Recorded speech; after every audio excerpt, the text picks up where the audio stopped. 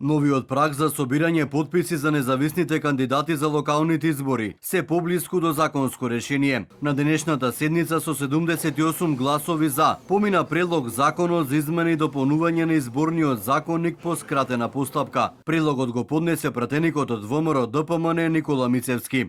Бројката на новиот праг ќе биде одреден од големината на општината.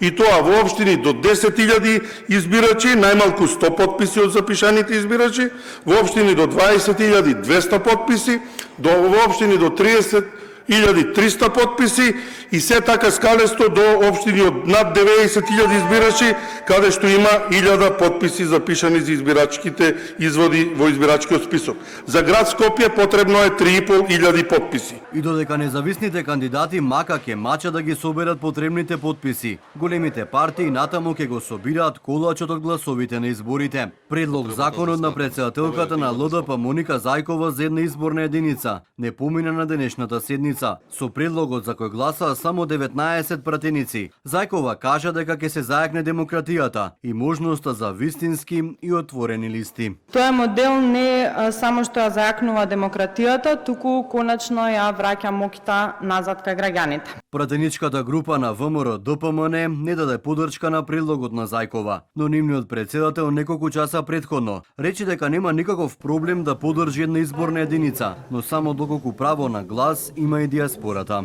Да може тие да учествуваат во таков еден изборен процес, да немаме трошоци, да немаме повеќе изборни единици, да имаме една и да се влеваат сите практично гласови во една изборна единица и на резидентното население, но и на онаа диаспора која што ќе сака да учествува. Претходно од СДСМ истакнаа дека се за една изборна единица, но таквите промени, како што потенцираше лидерот на партијата Филипче, мора да бидат дел од поширока политичка дебата, во која ќе бидат вклучени сите парламентарни партии.